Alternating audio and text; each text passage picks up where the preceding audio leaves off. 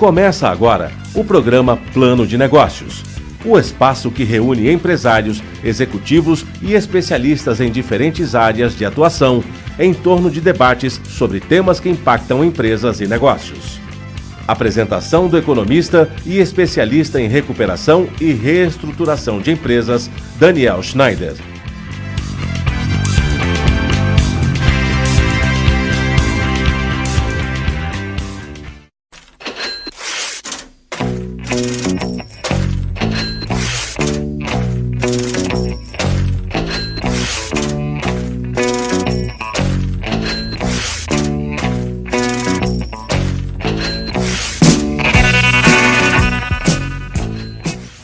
Bem-vindos ao programa Plano de Negócios. Eu sou Daniel Schneider e hoje estou entrevistando Emerson Dias. Ele é diretor de liderança e gestão de pessoas da ANEFAC, Associação Nacional dos Executivos de Finanças, Administração e Contabilidade. Temos também o ilustre convidado, o advogado tributarista Murilo Leres. Bem-vindo ao nosso programa. Obrigado, eu que agradeço o convite. Bom dia, obrigado. Agradeço muito o convite. Muito bem. Explica um pouquinho para a gente, Emerson, o que faz a ANEFAC? O que faz a Associação Nacional dos Executivos de Finanças, Administração e Contabilidade? Bom, a ANEFAC é uma instituição que está já há 49 anos de existência, vai fazer 50 ano que vem, a gente está já pensando na festa, né? E essa associação ela visa o desenvolvimento da excelência profissional e do network dentro do mundo dos profissionais de finanças, administração e contabilidade. A ANEFAC tem alguns eventos que são reconhecidamente muito importantes para o mercado, por exemplo, o prêmio, o Troféu Transparência, que é um prêmio anual, já está na 21ª edição, esse ano foi recentemente a premiação. A gente sempre busca premiar as empresas que de alguma forma mostraram mais transparência nas suas demonstrações financeiras. Nos seus balanços, enfim. Quem recebeu o prêmio esse ano? Esse ano foi a Sabesp. Sabesp. Até porque falar em transparência, nada melhor como água, né? Então, essa brincadeira péssima foi eu que criei, mas tudo bem.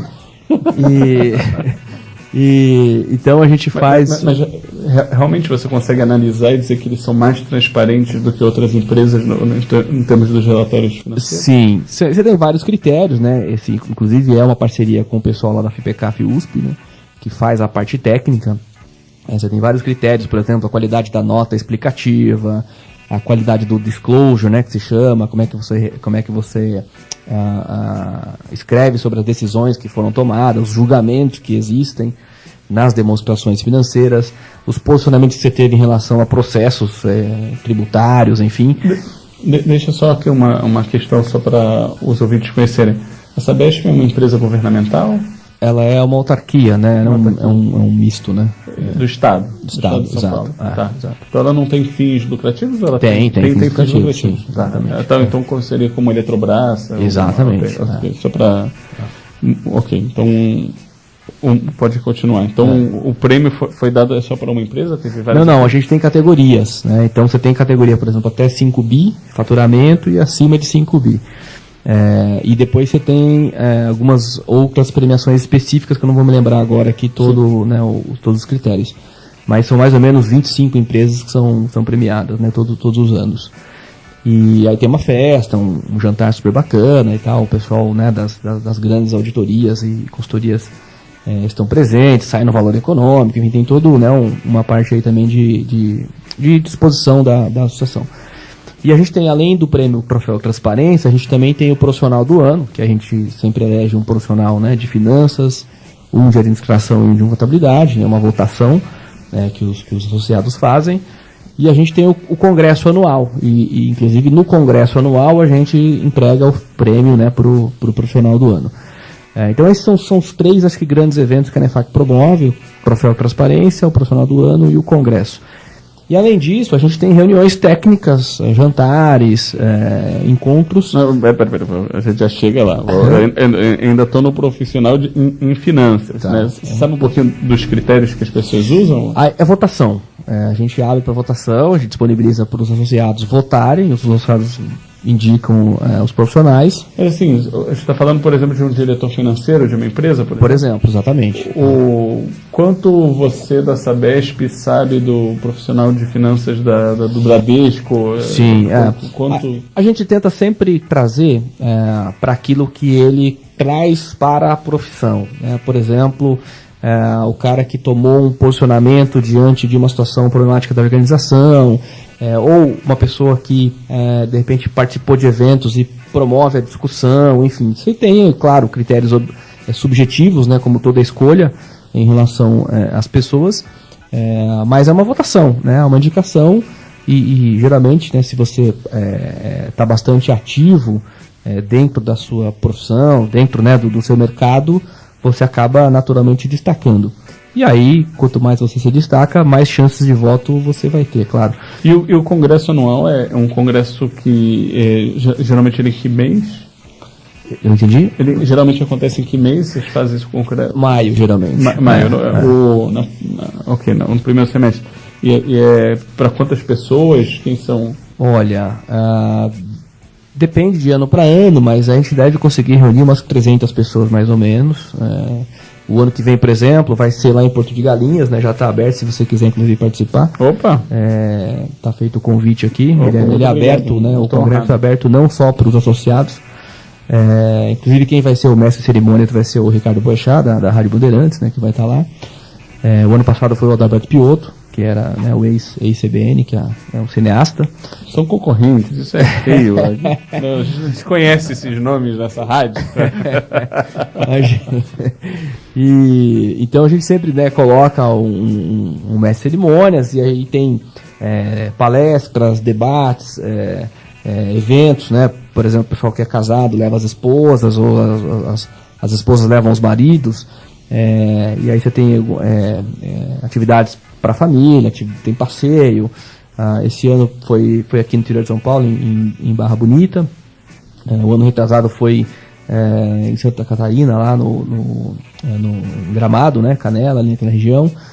Então a gente sempre escolhe, né, um local que tem a possibilidade de você fazer, além dessa parte de network, né, e atualização profissional, também a parte turística, de entretenimento, que é bem interessante, né? Você gostaria de perguntar alguma coisa, doutor?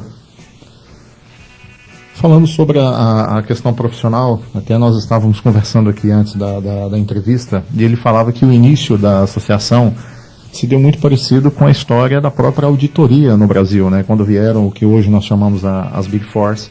E hoje nós estamos vendo uma tendência com a vinda do CPC, com a internacionalização das regras contábeis no Brasil. O IFRS, né? Isso, o IFRS, liderado pelo CPC aqui no Brasil, que tem sido um trabalho maravilhoso.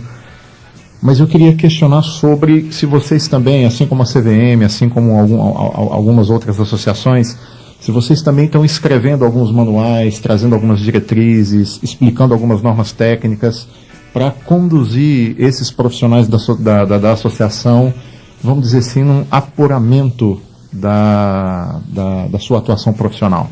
Sim, a gente teve, né, no momento da criação aí do CPC, a gente teve muito grupo de estudo, né, naquela parte das consultas abertas, para quando o órgão, né, criava lá o CPC e dava o tempo lá para audiência pública, para o pessoal se manifestar. A gente chegou a escrever algumas recomendações, enfim.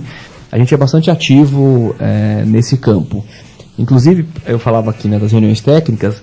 As reuniões técnicas sempre têm esse viés, obviamente, como o nome diz, técnico. Então a gente sempre está discutindo um CPC, uma melhoria para um CPC, uma aplicabilidade numa organização, enfim.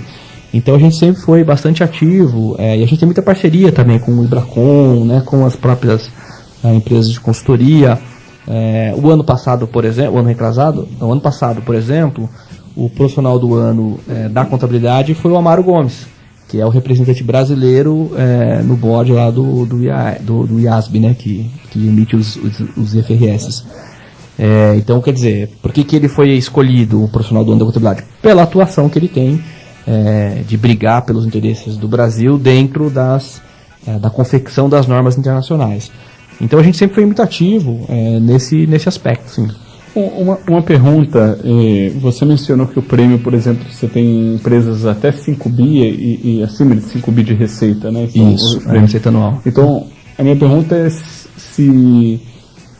quem são as pessoas que participam da ANEFAC? Se são só empresas gigantes, porque menos de 5 bi e mais de 5 bi, na ordem de 5 bi, o negócio é bem grande.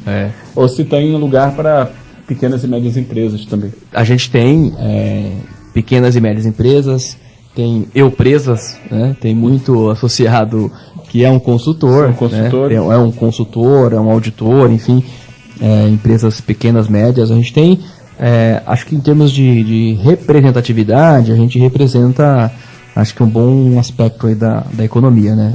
É claro que essa classificação é por conta dos balanços, até por uma questão de quem é que coloca a demonstração financeira a público, né? Quem é que publica. Então, às vezes você tem, por exemplo, empresas no Brasil que faturam 30 bi e não publicam balanço, né? Alguns varejistas aí faturam isso e não publicam. Então, não tem como você pegar a informação. E outras empresas que faturam bem menos publicam. Então, é só um critério que foi escolhido, mas até 5 bi você pode falar de 500 mil, né? Porque, tudo bem, não estou no 5 bi, mas eu estou dentro do abaixo, né? Então, o abaixo... acima de 1 centavo já está no critério de abaixo de 5 bi. Muito bacana. E minha outra pergunta é qual é a fonte de receita da associação? Ela vem da pessoa física ou ela vem da pessoa jurídica?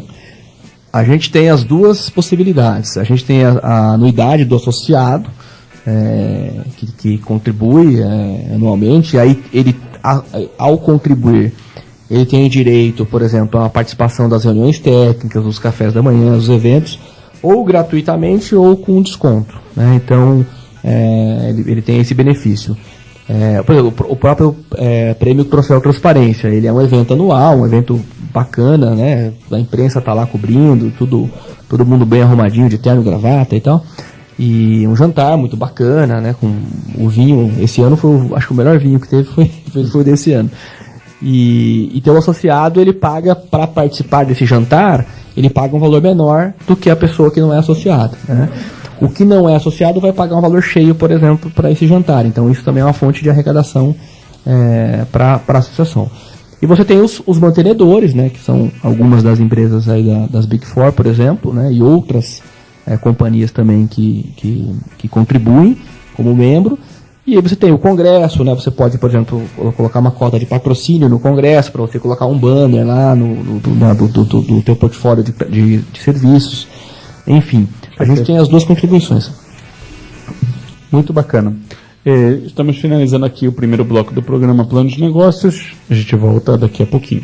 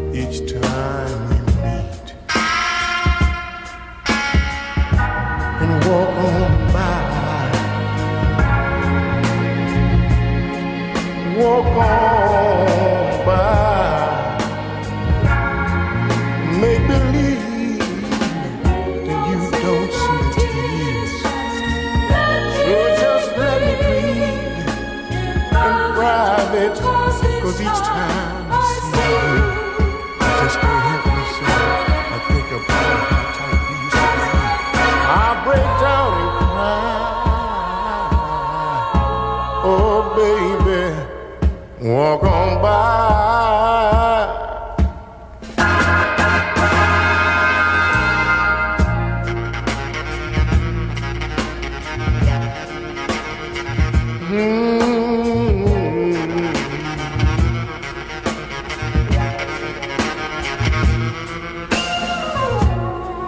I just can't get over losing you. So if I seem broken in two, please walk on by. Walk on by. Foolish pride, that's all that I have left. So let me hide the tears and the sadness you gave me. You put the hurt on me, you socked it to me, mama, when you said goodbye. So please walk on by. Make believe you never see the tears I cry. So do me a favor and walk on by. So I'm begging you to walk on by. Oh yeah, and make believe you never see the tears I cry. So I'm begging you to walk on by. Make believe you never see the tears I cry. Oh, there's no dust in my eye. Oh no, smoke ain't making me cry. No, no, no. It's the hurt you put on me. I don't want you to see this man cry. So please walk on by. Oh mama, mama, walk on by.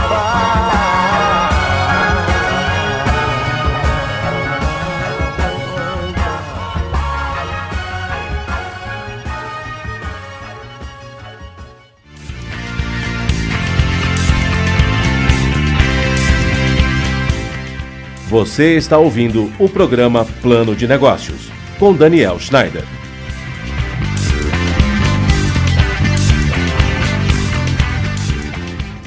Na última década, os transplantes de órgãos cresceram 84%. As cirurgias cresceram 619%.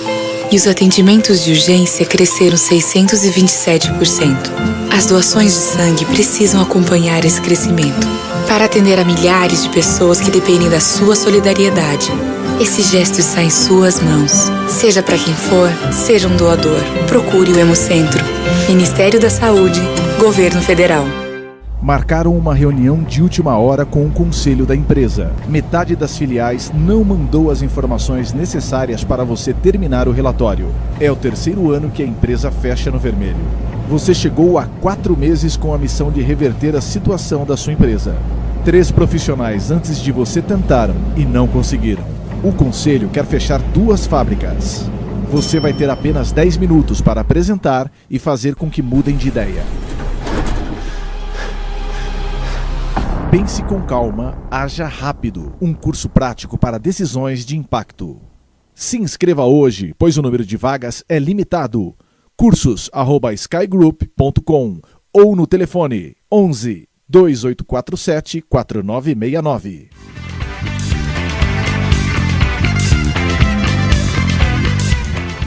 Estamos de volta com Plano de Negócios. Apresentação de Daniel Schneider.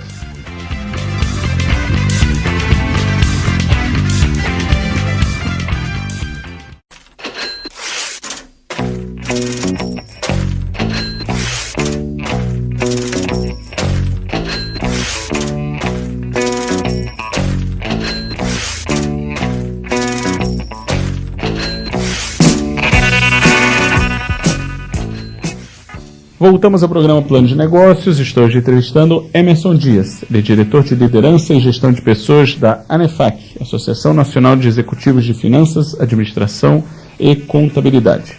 Conosco aqui no estúdio temos também o advogado tributarista Murilo Leles. Você gostaria de fazer alguma colocação, doutor?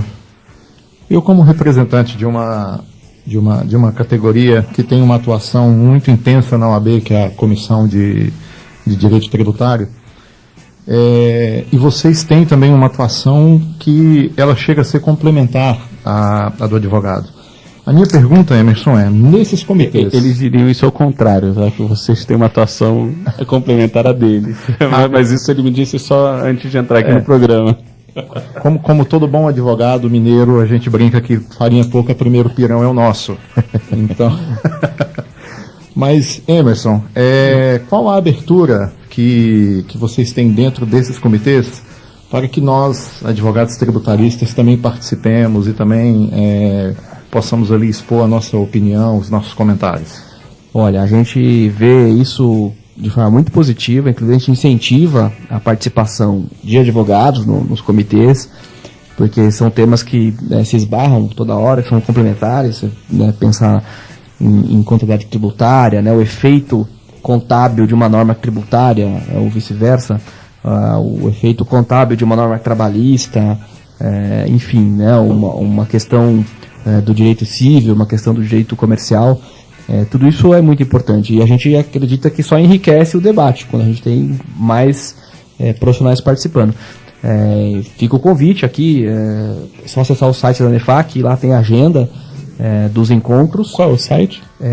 www.anefac, ANEFAC, Associação Nacional dos Executivos de Finanças, Administração e Contabilidade.com.br. Você entrar no site, você clica lá em agenda e você vai ver a agenda do ano dos eventos, das reuniões técnicas, café da manhã, jantar, enfim. E nas reuniões técnicas é só você se inscrever. É super barato isso, a gente traz profissionais de alto nível e um preço super competitivo. Por associado é gratuito, mas para quem é de fora paga lá um valor mínimo. E você tem lá discussões de alto nível, então a gente sempre incentiva que as pessoas participem mesmo, porque é muito legal você, quando você aborda um tema, você ter vários olhares sobre aquele tema. E a gente, como associação que incentiva o network, que incentiva a excelência profissional, a gente gosta que tenha esse debate, que o associado veja valor na associação, porque a associação dá a ele a possibilidade de estar atualizado com toda a temática tributária, por exemplo, no Brasil, que não é fácil. E é super cheia de mudanças constantes. Então, quer dizer, quando você tem uma associação que consegue te dar um conteúdo de primeiro nível, com pessoas de alto nível para discussão, isso é excelente para o associado, Uma pergunta, quais são os comitês assim que você consegue lembrar de memória que tem na ANEFAC? Olha, o que eu mais gosto é o meu, claro, que é o Comitê de Liderança e Gestão de Pessoas. A gente já vai falar dele daqui a pouquinho. E depois você tem, não menos importante, mas depois você tem os comitês de contabilidade, de controladoria, o comitê de administração, de estratégia, o comitê de logística, que eu comentava que a gente fez recentemente uma reunião, que a gente chama de reunião cross, que era o pessoal do comitê tributário e o pessoal do comitê de logística, discutindo lá casos reais e tal. Você tem um comitê de compliance, então você tem vários outros comitês, sempre buscando abranger tudo que impacta a área de finanças, administração e contabilidade das organizações. A gente vai ter algum comitê que vai... A Relato Integrado, por exemplo, é um comitê que é uma normativa recente, acho que ainda não pegou no Brasil, mas é uma tendência mundial. Então a gente já tem uma pessoa lá que é um profissional muito qualificado nesse tema, que toca lá as reuniões de relato integrado. Então, quer dizer, à medida que os temas também vão surgindo, a gente vai criando os nossos comitês para acompanhar, Agora conta um pouquinho do seu comitê, o de liderança e gestão de pessoas. Quais são os temas que você trabalha e você planeja trabalhar assim, olhando um horizonte de 12 meses aí para frente? Esse comitê foi criado esse ano, você vê, a associação tem 49 anos, vai completar 50 anos no ano que vem, e não existia esse comitê. Esse comitê foi criado exatamente em 2017, o convite do Edmir Lopes, que é o presidente hoje da associação. Ele já me conhecia de longa data, das empresas que eu trabalhei, e ele sempre soube do meu interesse na parte de gestão, formação de liderança, enfim. Apesar da minha formação original em contabilidade, eu tenho um MBA em gestão de pessoas, sempre foi um tema que eu gostei muito. E aí ele me convidou, falou, pô, acho que agora é a hora da gente criar um comitê, né, com esse foco aí de gestão, porque o profissional de contabilidade, controladoria, tributos, ele é um gestor, ele tem gente debaixo dele, né, ele tem lá 1, 2, 3, 15, 20 pessoas que ele lidera. E geralmente nas organizações, como essas áreas são áreas de back-office, né, são áreas de retaguarda, geralmente esse pessoal acaba ficando um pouco deixando de lado ali a parte de formação, treinamento, né. Se você é de uma empresa de engenharia, quem recebe mais treinamento são os engenheiros, né, o pessoal de vendas, mas o pessoal de back-office geralmente fica um pouco renegado. Então a ideia foi trazer temas que tenham a ver com liderança e gestão para os nossos associados, né, que são aí controllers, gerentes tributários, enfim, diretores financeiros, CFOs, toda essa turma aí. E aí a gente fez um calendário de 2017, que eu trouxe, por exemplo, um representante do capitalismo consciente, para falar dessa nova temática, né, de esse novo jeito de fazer negócios, enfim. Eu trouxe uma consultora que é especialista em criar programas de diversidade e inclusão nas companhias, porque apesar de você ter uma lei que diz que tem uma cota mínima lá para portadores de necessidades especiais, a maioria das empresas não cumpre isso, né, e quando faz, só faz para cumprir também, então tem toda uma mentalidade que precisa ser mudada na sociedade. Então eu trouxe essa consultora, eu trouxe uma representante da ONU Mulheres para falar sobre liderança feminina, que é inclusive um movimento da ONU. A Márcia Kitts? Não, a Adriana Carvalho. Adriana Carvalho, ok. E para falar sobre liderança feminina, eu trouxe um expert de gerações para falar sobre conflitos, né, geração Y, geração X, né, essa coisa toda. Enfim, então eu trouxe um expert de compliance para falar do papel da liderança na criação de um programa de compliance, porque também se você não tiver o patrocínio da liderança não há como você criar um mecanismo de compliance. O compliance, né, o dono tem que querer, se não quiser não adianta que não vai ter. Então eu fiz uma pauta esse ano, inclusive a última reunião é agora em dezembro, que a gente vai falar sobre os desafios da liderança das pessoas no mundo contemporâneo, que na realidade abarca tudo isso, né, que foi a agenda de 2017. Mas a gente vai discutir um pouco mais de profundidade. O público do comitê são, só usando a tua nomenclatura, são as empresas, são mais profissionais liberais, ou são mais empresas e seus representantes? Você fala quem participa dos comitês? Dos comitês. Tem tudo lá. Por exemplo, é natural você ir num comitê, numa reunião de um comitê, lá uma reunião técnica, e você ter lá no público funcionários de auditorias, consultorias, e muitas vezes o facilitador, que é a pessoa que foi convidada para falar do tema, que a reunião técnica sempre é um especialista que traz um tema para a discussão, e num formato de palestra ou de debate, enfim. Então, às vezes, esse profissional que está falando ali, esse facilitador, ele foi convidado, porque ele era de uma Big Four, por exemplo, né? Ou não, ele é de uma consultoria pequena, que é ele mesmo o consultor, mas ele entende daquele assunto, a gente convidou para ele ir lá e falar do tema. Que é muito bom também para ele, do ponto de vista de divulgação do trabalho. Porque a gente tem um mailing list lá de 50 mil pessoas, por exemplo, né? Então, quando a gente divulga que vai ter uma reunião técnica, a gente está divulgando o currículo dessa pessoa para 50 mil pessoas. Então, a gente faz também essas parcerias, né? De uma forma de a gente divulgar o trabalho de um profissional, não necessariamente de uma empresa grande, e trazer o tema para a discussão dos associados, né? Então, o associado, ele pode tanto ser um participante quanto ser um palestrante, assim como as pessoas do mercado de forma geral podem participar dos eventos e podem também oferecer algum tipo de instrução, de conteúdo, né? A gente é aberto a isso, a gente é uma associação que participa da vida em sociedade, né? Não é uma associação fechada. Muito bacana. A gente está finalizando aqui nosso segundo bloco do programa Plano de Negócios, a gente volta daqui a pouquinho.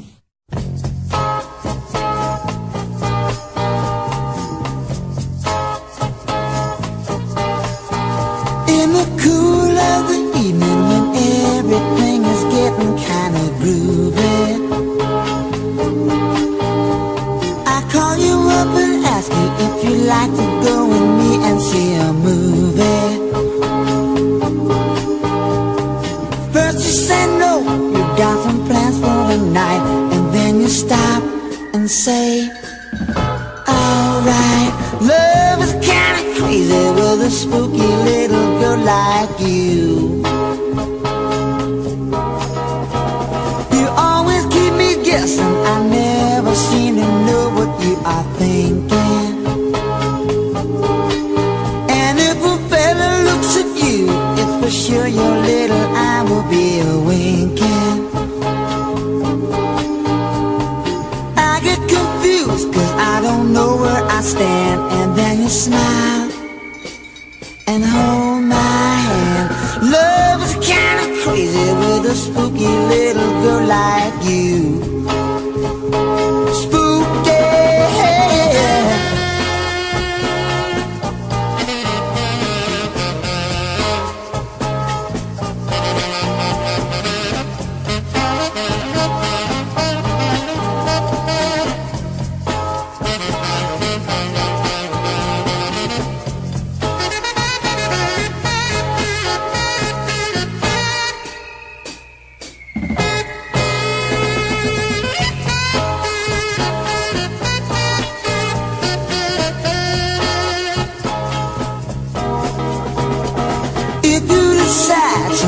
Stop this little game that you are playing.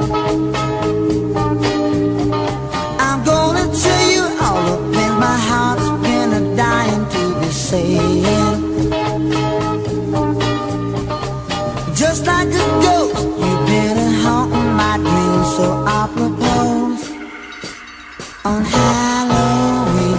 Love is kinda crazy with a spooky little girl like you.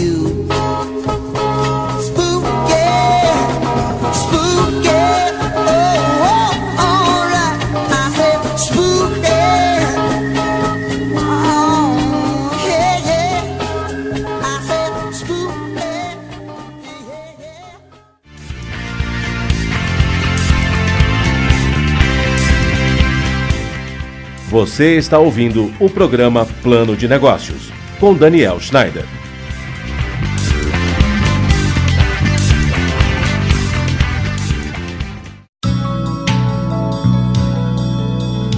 Agora é lei. Toda criança deve brincar, aprender e se divertir. O Ministério Público do Trabalho lembra que um dos obstáculos à erradicação do trabalho infantil é o mito de que o trabalho precoce tira a criança da rua e a afasta da violência e da marginalidade. Esse é o papel da escola. O trabalho informal aproxima a criança da delinquência, aumenta a repetência e o abandono escolar. Trabalho é coisa de gente grande. Uma campanha da Câmara dos Deputados e do Ministério Público do Trabalho.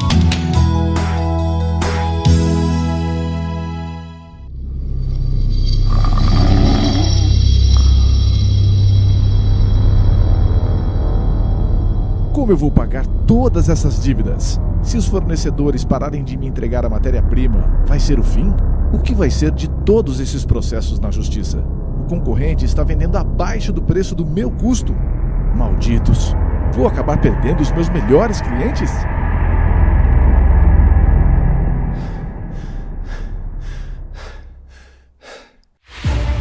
Pense com calma. Você não está sozinho. Conselho Consultivo Sky Group. Decisões de impacto começam aqui.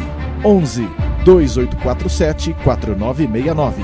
info@skygroup.com.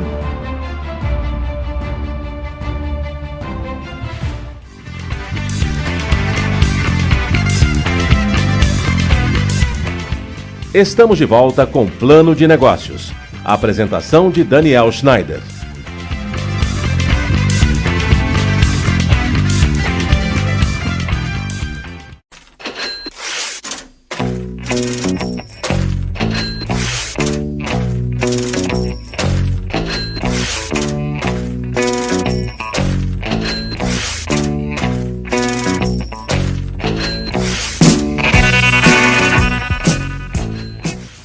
Voltamos ao programa Plano de Negócios. Estou entrevistando hoje Emerson Dias. Ele é diretor de Liderança e Gestão de Pessoas da ANEFAC, Associação Nacional dos Executivos de Finança, Administração e Contabilidade. Temos também aqui o ilustre advogado tributarista Murilo Leles para me ajudar aqui nas perguntas com a nossa visita.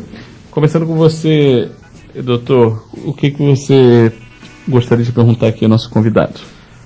O nome da associação e a atuação dela é um tanto quanto interessante. E eu queria perguntar também especificamente sobre a atuação profissional do Emerson, que ele é consultor. Porque, Emerson, nós hoje no Brasil estamos vivendo de fato uma globalização da economia. Entretanto, a mortalidade empresarial, segundo o Sebrae, ela ultrapassa os 80%. Quando você pega uma empresa familiar que tem um faturamento respeitável, tem um faturamento considerável, mas a administração ainda é familiar, nesse panorama de administração globalizada, qual o seu maior desafio como consultor? Eu acho que o grande desafio da empresa familiar no mercado globalizado é exatamente a preservação do núcleo, que é um pouco do que o Jim Collins fala, né, no livro. Como é que você preserva o núcleo e estimula... Jim Collins escreveu o Build to Last,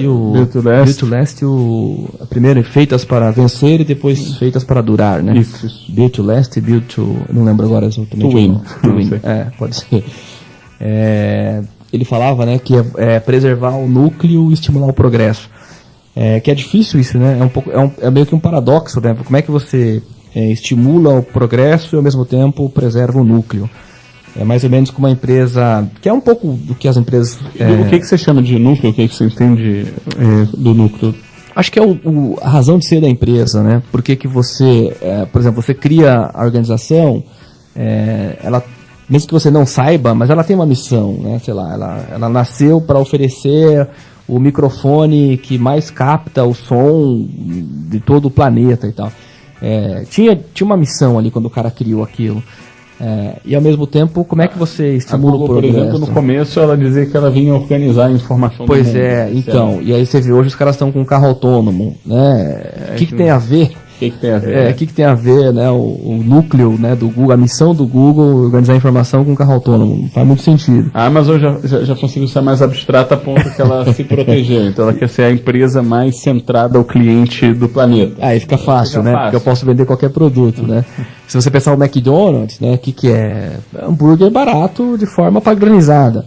Mas ele também tem o café da manhã, né? O mercado hoje pega a comida mais saudável, então tem salário. Então, quer dizer, até que ponto isso é parte da estratégia ou parte do núcleo, né? Se você, por exemplo, lê o Mitzenberg lá com o Safari de Estratégia, ele cita lá 10 modelos de estratégia, e aí, qual daqueles 10 que você vai adotar? Você pega uma Microsoft, ela tem um computador em cada mesa. Bem, ela conseguiu botar um computador em cada mesa e agora não é relevante, porque é em cada bolso. Então pois mudou, exato, né? Então esse que eu acho que é o núcleo, né, assim, de você preservar a razão de ser do negócio. Mas como é que você, ao mesmo tempo, né, preserva esse núcleo e expande para o progresso? Que o progresso pode mudar, inclusive, o produto que você oferece, né? Você falava da Microsoft, quer dizer, ninguém compra mais um PC.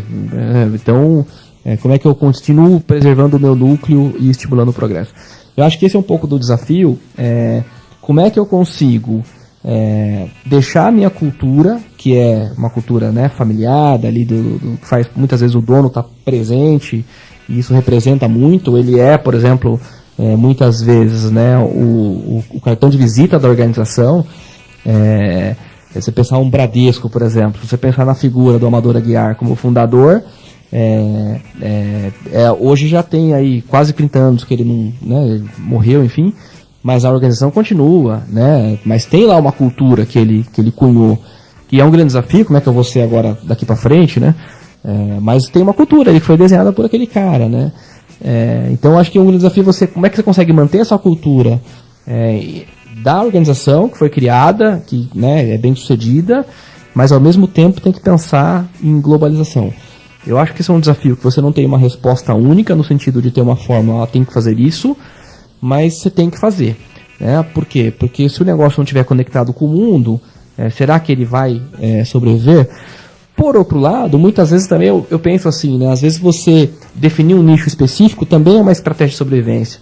Porque eu trabalhei alguns anos em indústria, né, do varejo, supermercado, e você pensa, né, nos anos 80, os supermercados, eles eram uma novidade no Brasil. Então todo mundo fazia compra de mês, as famílias eram maiores. Então fazia sentido você ter um hipermercado gigantesco. Hoje as famílias são menores, as pessoas não compram mais por mês inteiro, então faz mais sentido ter uma loja de conveniência. Mas o ato de comprar em si o produto, ele não mudou. Então, até pegando um pouco do princípio da contabilidade, né, da essência sobre a forma, na essência as pessoas continuam comprando, continuam comendo, mas a forma mudou. Então eu acho que o grande desafio da empresa familiar é perceber a sua essência, tentar mantê-la, mas trabalhar a forma de conseguir alcançar novos mercados ou definitivamente entender que a minha estratégia é um nicho, eu vou atender um determinado tipo de público numa determinada região e quero ser melhor naquilo. Eu acho que não tem certo ou errado, mas é uma coisa que você precisa pensar o tempo todo, né? E talvez a decisão que você tomar hoje de ser nicho, você tenha que reverter daqui a pouco para ser global. Ou vice-versa, né? Eu vou dar uma decisão de ser global, mas depois eu percebo que não faz muito sentido, porque eu nasci para operar ali naquele nicho. Eu quero pegar esse exemplo que você deu, porque é um exemplo ótimo, né?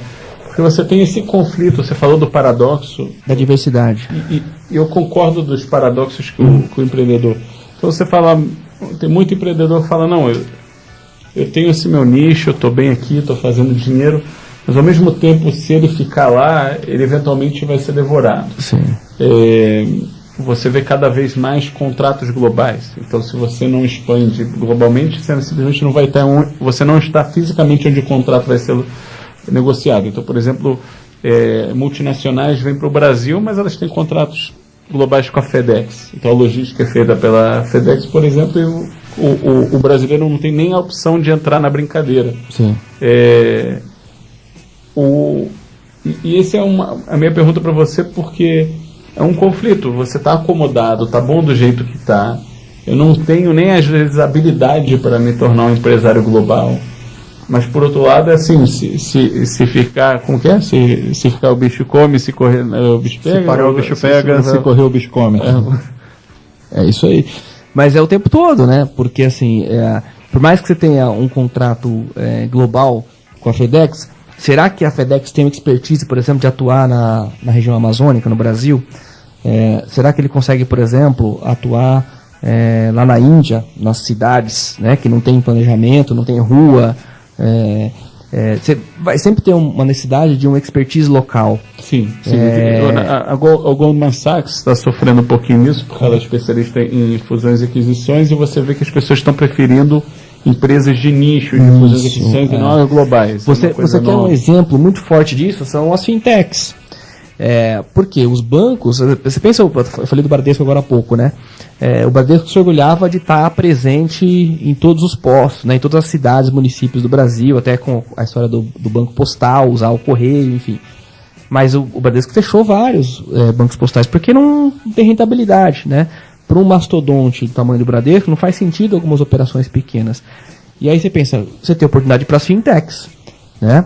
As fintechs vão devorar os grandes bancos? Eu não acredito nisso. Eu acho que elas vão coexistir. Por quê? Porque a operação muito grande, ela tem dificuldade para fazer coisas pequenas pontuais. Não faz muito sentido, né, um gigante ter que manter um escritório com uma pessoa para atender 2 clientes. Não faz sentido isso do ponto de vista econômico. Mas para um cara regional faz. Né? Sim. O Bradesco tem um custo fixo muito alto. Né? Então, os níveis de controle que você exige por ser uma empresa de capital aberto, né, regulada pelo Banco Central, vai criando uma complexidade que perde a agilidade, né, pro pequeno. Que é um desafio das startups também, porque a startup começa num nicho onde ela vai ganhando, vai dominando, mas uma hora ela cresce, né? E como todo adulto, começa a ter dificuldades. E começa a ter que ter controles, e começa a ter regulamentações. Então, quer dizer, eu acho que vai sempre coexistir, né? O velho e o novo, o grande e o pequeno, são questões, acho que estão além do mundo dos negócios. São questões da natureza, né? Do mundo como mundo. Então, eu não acredito muito nessa coisa assim de fórmula, de regra. Eu acho que as coisas são todas olhadas do ponto de vista do momento, né, e da situação que se vive, porque o que hoje é muito interessante do ponto de vista estratégico, amanhã pode não fazer o menor sentido, né? Assim como é para a nossa vida. O que hoje é uma decisão muito boa, amanhã pode se revelar péssima, né? As coisas, você está o tempo todo um olho no gato, outro no peixe, né? Você fala, se correr o bicho pega, se correr o bicho come. E na realidade é isso. Eu até falo o seguinte, né? A gente precisa ter uma coisa que é a naturalização da adversidade. Porque não adianta você achar que você não vai ter um mundo sem problemas, um mundo perfeito. Isso nunca vai existir. Porque é como você pensar uma montanha sem vento, um rio sem corredeira. Não existe, não tem como. Então a adversidade faz parte da vida, como faz parte dos negócios. Então é bom que você se naturalize com ela, porque vai acontecer, né? Não existe, o paraíso, né, perfeito. Todo lugar vai ter problemas, né? Então o problema faz parte da vida, então é melhor se naturalizar. Então, se eu entendi bem, o seu conselho para esse nicho de empresa defina qual é a alma do seu negócio e profissionalize a sua gestão. Eu acho que este é um dos caminhos. Agora, profissionalizar a gestão, acho que a gente tem que tomar cuidado com isso. Não significa necessariamente colocar um executivo de mercado. Exatamente. Né? As pessoas confundem um pouco isso. Se você pensar, por exemplo, a gente tem um caso aí do Magazine Luiza, que quem está lá como CEO hoje é o filho lá da fundadora, só que esse cara é um cara que tem uma formação internacional em negócios fortíssima. Então, você pode até dizer, é familiar? Mas não deixa de ser profissional, né? Então eu acho que a profissionalização, e acho que são temas distintos, que podem ser trabalhados de forma conjunta. A profissionalização, nós falamos de gestão de processo. Isso, eu acho que isso é fundamental. Aplicabilidade das melhores práticas de mercado. Governança corporativa. Como é que eu, por exemplo, fundamento as minhas decisões, as decisões de investimento. Tudo isso tem metodologia para você fazer e profissionalizar. Eu acho que isso é uma coisa importante. Preserva a sua cultura, mas usa os mecanismos modernos de gestão. Acho que esse é a recomendação. Agora, como? O maior medo da empresa familiar, geralmente quando eu converso com elas, é que o que a gente chama aqui de profissionalização, eles interpretam muitas vezes como burocratização. Exato. Aonde passa essa linha tênue do que é profissional e do que é burocrático? Olha, a burocracia, ela até o nome a palavra em si, né, burocratos, né, que é escritório e processo, né? Então, ele vai ter sempre que existir. Não tem como você pensar uma produção sem um planejamento, né? Eu não posso produzir a bel prazer, eu preciso produzir de acordo com a demanda que eu tenho do mercado. Então, isso aí já é uma burocracia, né? Alguém precisa vender, alguém precisa produzir. Tem que ter uma burocracia, porque se eles não conversarem, nem que seja num papel de pão, não vai dar certo, né? Se eu puder botar num sistema, num software, melhora a vida de todo mundo. Eu acho que você tem que sempre pensar que o controle não pode ser mais caro ter o controle do que o que é controlado. Então isso é um ponto. A gente viu isso quando se criou, por exemplo, a lei Sarbanes-Oxley, que você criava mecanismos de controle que não controlavam a fraude em si. Porque era tanta burocratização do processo que aquilo que era a possibilidade de fraudar, que era a decisão do gestor, não tinha controle. Mas mesmo assim, a SOX, a Sarbanes-Oxley, ela ainda é vigente, não? Vigente, sim. Empresas que têm... multinacionais americanas que trabalham aqui seguem a SOX e pedem para os fornecedores brasileiros que exatamente. Mas você vê que ela não é 100% eficaz. Por quê? Porque a própria criação da SOX, que acho que foi em 2002, 2003, uma coisa assim... Depois da Enron e do WorldCom. Exato. Mas hoje, o que você está discutindo no mundo? Programas de compliance, né? Que são o quê? Programas de compliance, eles estão acima da Sarbanes-Oxley, porque não é... A Sarbanes-Oxley estava procurando proteger a demonstração financeira. Olha, tudo que eu faço aqui, eu estou controlando para não ter problema da demonstração financeira. Mas isso não é suficiente, porque nem tudo está na demonstração financeira, né? Se eu comprar uma mercadoria desviada, mas alguém de alguma forma colocar uma nota fiscal e me entregar, eu processo e eu pago. E os registros, os controles da Sarbanes-Oxley vão dizer, tá tudo feito, bonitinho. Financeiramente os relatórios estão confiáveis. Estão confiáveis. Se eu botei trabalho escravo para fazer isso, se der uma guerra, tá tudo bem. Exatamente. Então, assim, o que se fala hoje no mundo de compliance é uma coisa muito maior. Por quê? Porque o mecanismo do Sarbanes-Oxley não é 100% eficaz e muitas vezes é um controle que não faz sentido se fazer, porque no final das contas o que você está protegendo é uma parte íntima, né, e está deixando a coisa grande escapar. Muito bacana. Estamos finalizando aqui nosso terceiro bloco do programa Plano de Negócios. A gente volta daqui a pouquinho.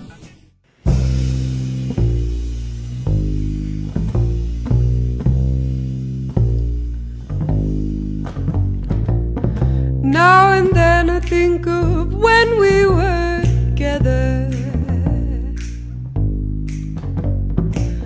Like when you said you felt so happy you could die. I told myself that you were right for me, but felt so lonely in your company. But that was love and it's an ache I still remember. You can get addicted to a certain kind of sadness, with resignation to the end, always the end. And when we found that we could not make sense, oh, you said that we would still be friends. But I'll admit that I was glad it was over.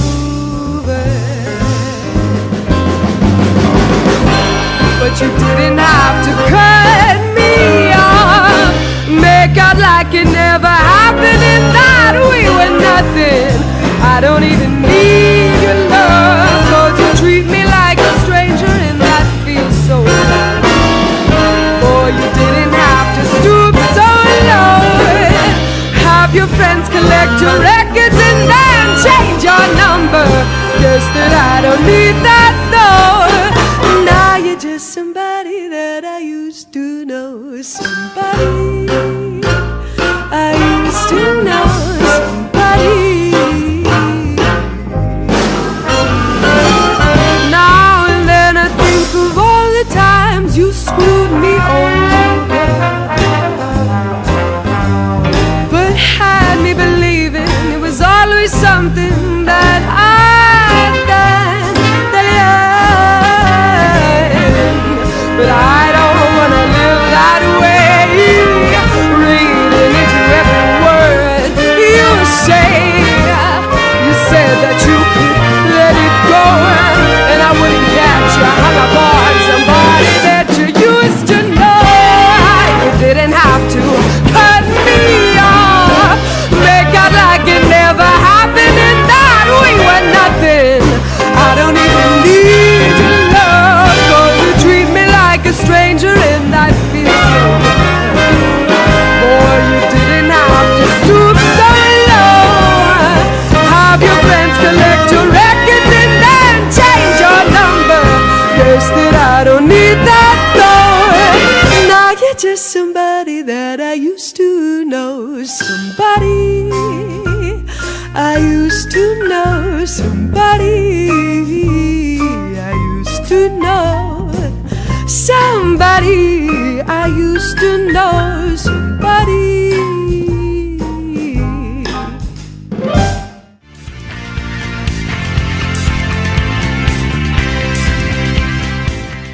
Você está ouvindo o programa Plano de Negócios, com Daniel Schneider.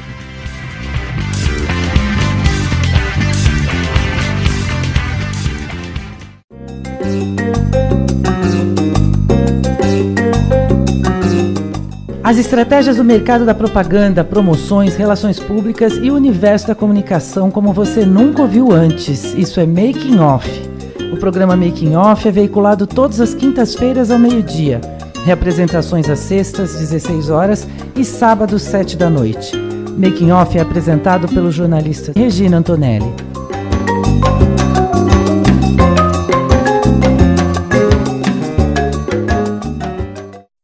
Selo Unicef, município aprovado. Em qualquer escola, quem mexe com o esporte ou atividade física precisa ser criativo. Misture numa mesma atividade nossas crianças com ou sem deficiência. O esporte deve ser inclusivo e praticado por todos. Essa adaptação vale a inclusão social, uma transformação de vida. É através do esporte que se consegue superar limites. O mundo inteiro já conhece os brasileiros que participam dos Jogos Paralímpicos. Unicef e Escola Brasil, juntos pela infância.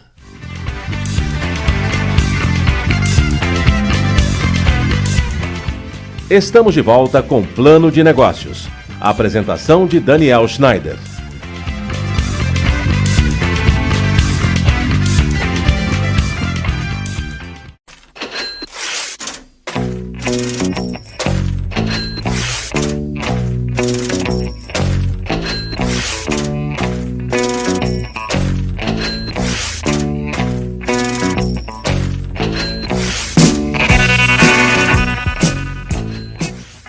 Voltamos ao programa Plano de Negócios. Estou entrevistando Emerson Dias. Ele é diretor de liderança e gestão de pessoas da ANEFAC, Associação Nacional de Executivos de Finanças, Administração e Controladoria. Temos aqui o ilustre advogado tributarista, Dr. Murilo Leles.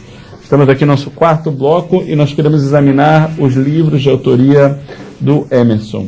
Então, vamos começar em que ordem, Emerson? Vou começar do começo.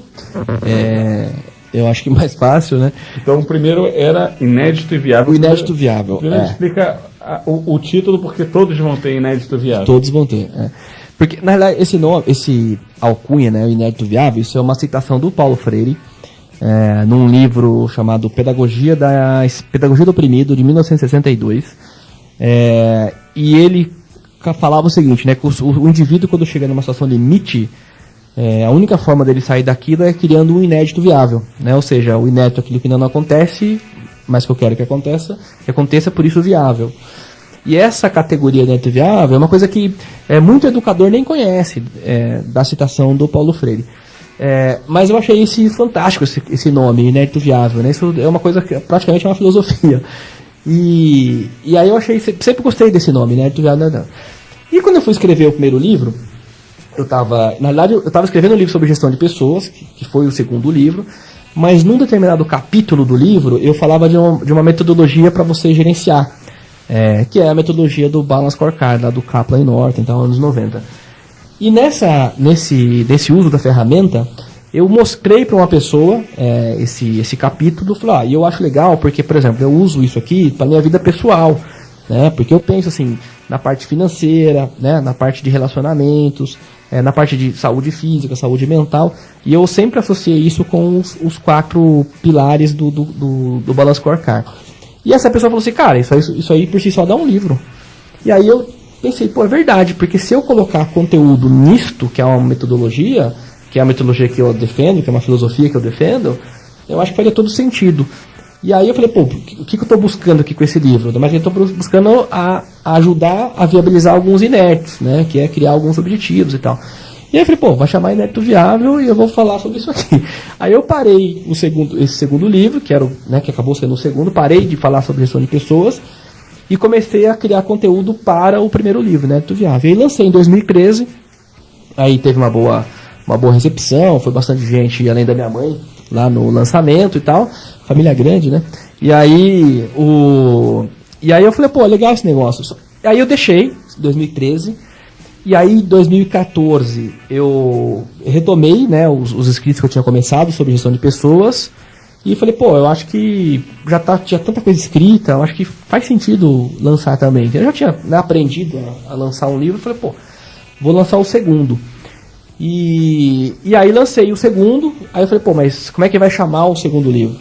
Aí eu falei, quer saber, eu vou colocar, porque eu tinha criado um site chamado Inédito Viável, tinha criado um canal no YouTube chamado Inédito Viável, eu falei, tem que chamar Inédito Viável, porque é o que eu estou fazendo aqui, eu estou defendendo isso aqui. Virou tua marca. Virou minha marca. E tanto é que o pessoal me chama de Emerson Inédito, ou Viável, entendeu? O pessoal até brinca um pouco, troca o Viável por outros nomes, mas similar, né? E aí eu falei, vai chamar Inédito Viável, mas eu preciso dar um subtítulo, né? Porque não vai ser igual ao primeiro. Eu falei, eu tô falando sobre gestão de pessoas. Aí eu pensei, né? Gosto muito de filosofia, eu participava de uma escola de filosofia. Eu falei, vou falar gestão de pessoas, reflexões, porque é o que eu estou buscando aqui, são reflexões sobre reflexões e filosofia prática sobre liderança. Por quê? Porque é trazer de alguma forma aquilo que seja prático para o indivíduo usar, né? Hoje de manhã eu estava atendendo uma cliente, por exemplo, está lá com uma dificuldade com a sua equipe, eu estava conversando com ela sobre técnicas práticas para ela fazer com a equipe dela. Porque o que interessa para o gestor é a prática. Eu, como pesquisador, faz sentido eu buscar a teoria, mas para quem está ali na execução, o cara quer uma coisa prática, que funcione, quer falar com a pessoa de alguma forma que a pessoa consiga compreender. Então, reflexões de filosofia prática sobre liderança. Aí eu trouxe um conteúdo específico para liderança e gestão de pessoas. Só que aí pensando que eu sempre quero defender o que eu defendi no primeiro livro, que é usar os mecanismos empresariais, administrativos, na sua vida prática. Quando eu falo de estratégia, não estou falando só de estratégia de negócio, eu posso pensar em estratégia para a minha vida, né? Para uma relação, enfim. Eu posso usar o que já existe para outros campos que não são a administração. E aí eu pensei, pô, uma dona de casa que está lá com um pedreiro reformando o banheiro, ela está fazendo gestão de pessoas. Ela está estabelecendo metas para aquele cara, ela está dando feedback, ela está controlando performance. Então eu preciso alcançar de alguma forma uma linguagem que seja acessível tanto para o cara que está lá na empresa, né, querendo fazer gestão de equipes, quanto para a senhora que está ali cuidando, né, de um pedreiro que está reformando o banheiro. Então foi uma adaptação de linguagem, mas pensando sempre na gestão de pessoas. Quais são, começando aqui pelo essa versão Finanças Pessoais, Dinheiro Caro, Filosofia Barata, quais são as principais mensagens que você traz nesse livro? Então, aí este livro é o terceiro, porque uma das... Tem ordem ou uma pessoa pode Não, ler? uma pessoa pode ler independente, eles se conversam muito pouco, assim, entre eles. E por que eu fui falar sobre finanças pessoais? Porque é um tema que eu sempre gostei, eu sempre achei muito legal. E eu comecei... Finanças pessoais literalmente da pessoa física. Pessoa física, exatamente. Então a gente administrando nossas contas de casa. Isso aí, educação financeira, finanças pessoais, enfim. Que assim, é uma catástrofe, né? Tá todo mundo endividado. Todo mundo endividado. Rapaz, e olha, você sabe que eu fiquei decepcionado que hoje, vindo pra cá, tem uma matéria de capa no Valor Econômico, que falando que a educação financeira não está trazendo resultado no Brasil.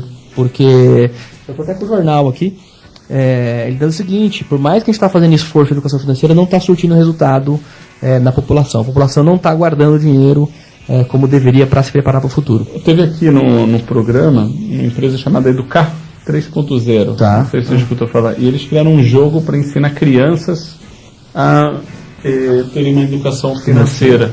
Para tentar começar a pegar isso desde cedo. Sim, muito interessante. Vale a pena você conhecer. Qual é o ponto? É a falta de conhecimento ou é a falta de habilidade?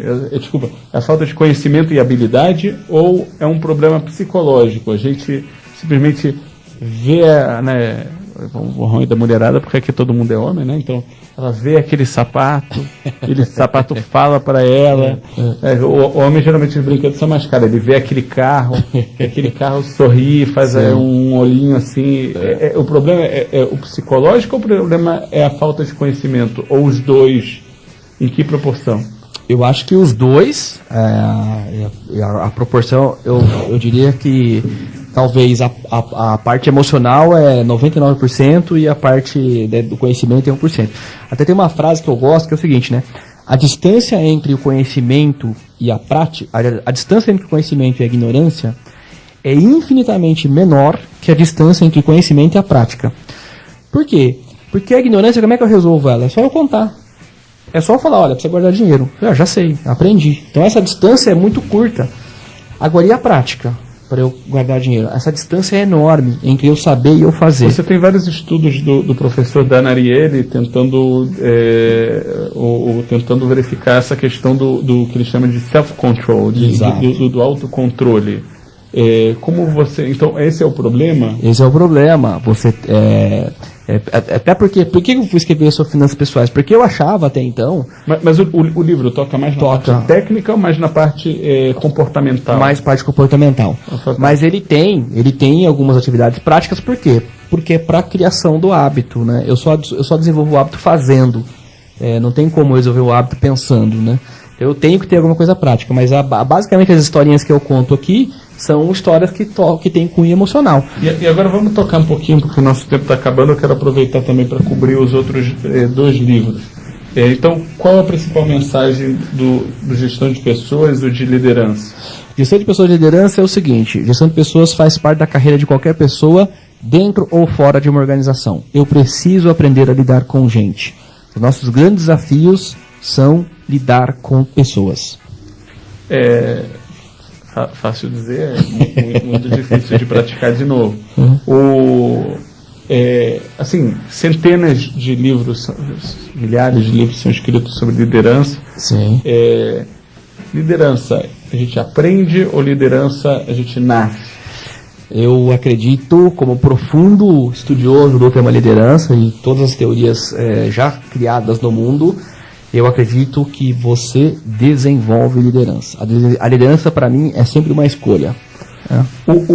E existe, de fato, ou seja, a gente vê, às vezes, muitas vezes, você pega, por exemplo, o Lehman Brothers. Dizem que o presidente do Lehman Brothers era um excelente líder, era um incrível líder, era carismático. O Lehman Brothers não existe mais. Sim. Então, por que é importante liderança? Por que gasta tanto tempo nesse assunto de liderança? Porque eu acredito que é um dos temas mais fantásticos da humanidade. Realmente, se a gente educar a liderança, vamos ter um país melhor? Tem fundamento essa tese? Eu acredito que sim. Você pensa, o Jung, ele dizia o seguinte, né? Nenhuma mudança é feita sem liderança. E a liderança é sempre da minoria, né?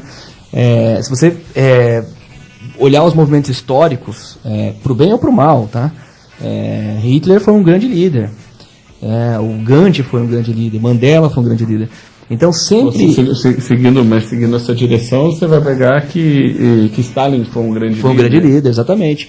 Porque matou 20 milhões de russos. Pois então, mas aí você vai recobrar lá em 1514 Maquiavel, né? Porque os fins justificam os meios. Para o Maquiavel, o que é o líder? É o que faz o que tem que ser feito. Agora, o problema é, o que tem que ser feito é bom para a humanidade ou ruim para a humanidade? Essa é uma outra pergunta. Porque se eu não fosse líder, eu não faria uma sociedade inteira matar 6 milhões de judeus, por exemplo, se eu não tivesse espírito de liderança. Agora, isso é bom para a humanidade? Claro que não. Então, esse é o grande problema da liderança. Porque o líder, você se lembra com certeza do seu grande professor na infância. Você se lembra. Sim. Isso é liderança. Agora, você se lembra com certeza porque ele te fez coisas muito positivas. Mas você também vai lembrar daquele que te castigou muito. Sim. Então, o aspecto emocional da liderança, o que você vai achar lá em Max Weber, algumas respostas... Então, a liderança, como você está botando, uma ferramenta, mas o objetivo ainda tem que ser tratado. Esse é o ponto, né?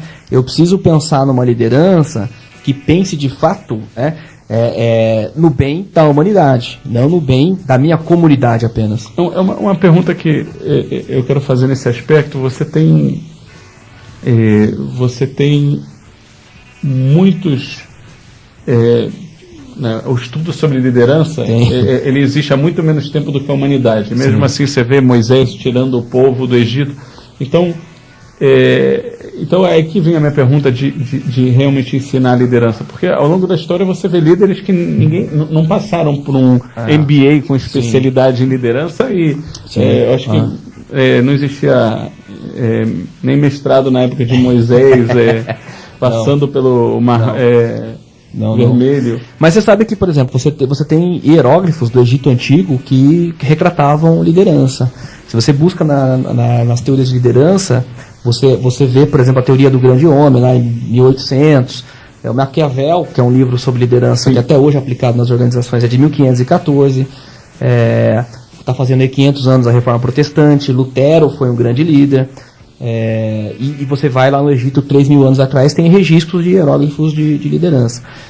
A liderança é estudada, de fato, ela é recente. Harvard, acho que o primeiro curso de liderança é em 1902, eu acho.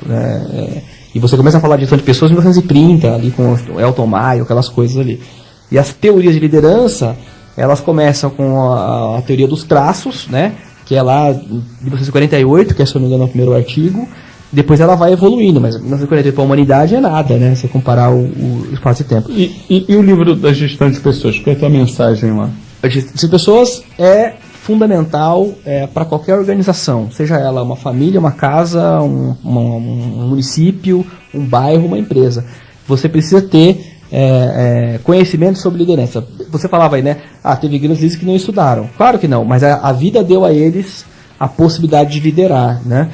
O Moisés desceu lá né, para abrir o Mar Vermelho ali. Se as pessoas não acreditassem nele, elas não teriam entrado no mar, né? Se a história é real ou não, não sei.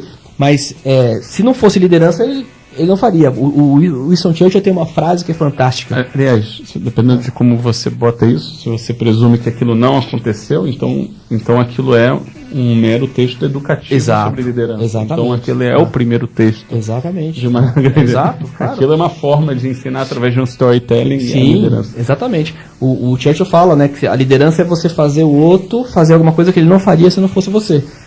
Então, quer dizer, será que o cara se atiraria no mar, atravessaria o mar se não fosse a liderança dizendo vai e faça? Falando em Churchill, que é um dos maiores líderes que eu consigo imaginar em todos os tempos, a educação dele, eu acho que era militar, né? Correto. Então ele aplicou isso no sistema civil. Sim, você está falando aí, por exemplo, o Sun Tzu, da Arte da Guerra. Quantos anos tem esse livro? E esse livro influencia até hoje, né, sobre liderança. O Sun Tzu tem uma frase também que diz o seguinte, né, que você liderar um exército ou uma pessoa é uma questão de organização. Então você vê, olha aí a liderança, né? Então a liderança é um dos temas mais estudados, porque é um tema fantástico, né? Se você pensar, por exemplo, Alexandre o Grande, que foi o maior conquistador de todos os tempos, quem foi o tutor do Alexandre o Grande? Aristóteles. Sim. Então, quer dizer, se você é discípulo de Aristóteles, a sua vida com certeza é mais fácil, né? Mas será que se não tivesse sido Aristóteles, Alexandre o Grande teria sido Alexandre o Grande? Então, quer dizer, né? Quais são as respostas que você vai dar para isso? É fantástico estudar. Muito bacana. Estamos finalizando aqui nosso programa. Murilo, eu agradeço muito você ter estado presente nesse programa. Eu que agradeço o convite, me sinto muito honrado em participar. Ainda mais com um convidado que literalmente é uma enciclopédia. Depois de conhecer o Emerson, nunca mais eu vou consultar o Wikipedia. A gente bota o WhatsApp dele e fica mais fácil. Pergunte ao Emerson, eu vou registrar esse domínio. E Emerson, muito obrigado. Obrigado a vocês pelo convite. E para vocês ouvintes que têm perguntas, vocês podem enviar perguntas para o Emerson, vocês podem enviar para produção.planodenegócios@megabrasil.com.br. Estaremos felizes de trazer ele aqui de volta para mais uma sessão de perguntas e respostas. Obrigado a todos e até a semana que vem.